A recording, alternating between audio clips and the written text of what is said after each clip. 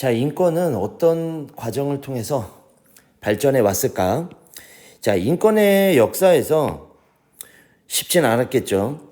우리가 지금 영국을 말했고, 수업 시간에 프랑스를 말했고, 그리고 과거에 독일이라든가 스페인에서 특히나 우리나라도 그랬지만 중국도 그랬고, 우리는 무슨 사회였습니까? 신분제 사회였죠.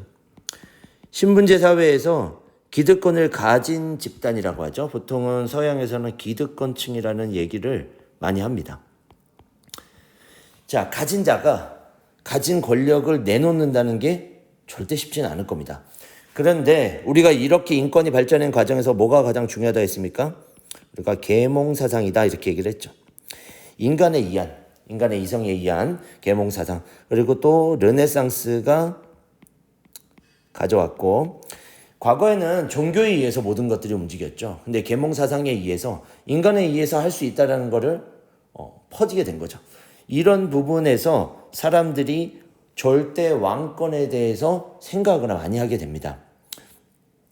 그러면서 인간답게 살 권리를 왜 너네가 뺏어가느냐, 우리가 그것들을 가져갈 필요가 있다는 걸 설명하는 거죠. 자, 그럼 밑에 봅시다. 자유롭고 평등한 시민사회로 발돋움하다. 자, 프랑스나 영국이나 시민계층이라고 하면 과거의 상공업 계층, 우리가 뭐 부르주아라고 하는 일반 상공업 계층, 시민을 얘기합니다.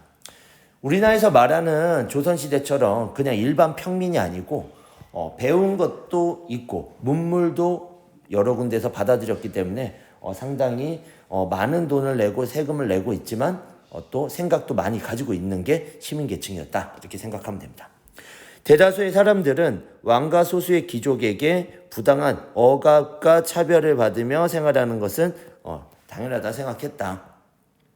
근데 이제 점차예요, 점차. 시대가 바뀌면서 이게 불평등이구나. 내가 왜 쟤한테 이렇게 생각한 거죠. 근대에 접어들면서 천부 인권 사상이 확대되기 시작합니다. 그래서 영국의 명예혁명이라고 그랬죠. 왜 명예혁명이라고 했죠? 피를 흘리지 않았다 해서. 옆에 보면 이렇게 나옵니다. 영국의 권리장전인데 제가 얘기를 했죠. 영국의 절대 왕권을 가진 왕이 내려놓지 않자 그의 딸 메리에게 사위와 함께 영국으로 돌아올 것을 이야기합니다. 그럼 그렇게 돌아온 딸과 사위에게 왕권은 줄 테니 뭐는 달라?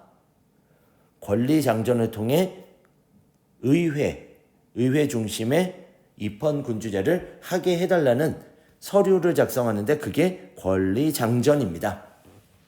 약속을 받아내는 거죠. 의회의 동의가 없이는 너가 왕이긴 하지만 함부로 할 수 없어라고 얘기하는 게 권리장전입니다.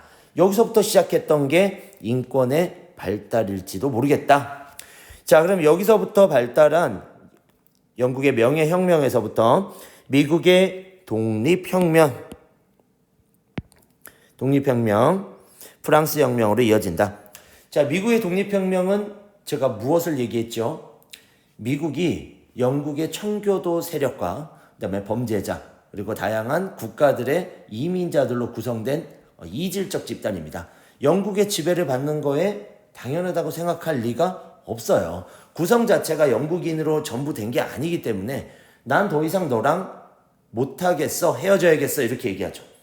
그때 미국의 힘이 영국보다 막강하진 않았지만 영국도 여러 가지 식민지를 신경 쓰고 있어야 될 터에 영국은 미국과의 전쟁, 독립전쟁에서 프랑스의 지원을 받은 미국에게 지게 되는 거죠. 결국은 그래서 미국이 독립을 하게 되는 그 과정에서 천부 인권 사상이 세상 밖으로 드러나게 되는 것을 이야기합니다. 자, 그런데 프랑스에서 봤을 때 우리도 부르주아에 우리 시민이 대단한 힘을 가지고 있어. 근데 왜 너네는 귀족하고 왕은 아무것도 일하지 않고 그냥 먹고 사는 게 나는 못마땅하다. 미국도 독립했고 영국도 명예혁명. 근데 왜 우리는? 그래서 일어난 게 바스티유 감옥에서 시민들이 무기를 들고 일어나죠. 그래서 무너진 게 프랑스 왕정이 무너집니다. 그게 그 유명한 프랑스의 시민혁명이죠. 그럼 시민혁명을 통해서 우리는 무엇을 얻어냈을까? 뭡니까? 자유와 평등을 얻어낸다. 그래서 우리가 자유권과 평등권을 여기서부터 얻어낸 것들의 시작이다라고 보는 거죠. 제가 구체적인 것들은 수업 시간에 정치가 무엇인지도 민주주의가 무엇인지도 얘기를 했는데 이거는 교과서 정리이기 때문에 교과서에 있는 것들을 기본적으로 먼저 정리를 하겠습니다. 자, 자유권과 평등권을 얻어내겠죠. 그 다음에 여기서부터 시작된 게, 자, 밑에 보면 결국은 내가 당연하게 얻어내야 될 자유권과 평등권을 얻어냈다라는 게 가장 큰 포인트가 되겠다. 자, 그럼 밑으로 다시 이제 내려가면 우리는 여기까지 얻어낸 거야. 자, 우리 이제 자유권도 얻어냈어. 평등권도 얻어냈어. 그 다음에 할 거는 뭐야? 우리의 힘으로, 국민의 힘으로 내 대표, 우리나라 대표를 뽑겠다. 자, 제가 뭐라고 했냐면, 자, 헌법이 있습니다. 우리는. 이때는 헌법이 등장하지 않겠지만 헌법은 명시합니다. 뭐를? 법에서부터 헌법은 우리가 보통 자유와 평등,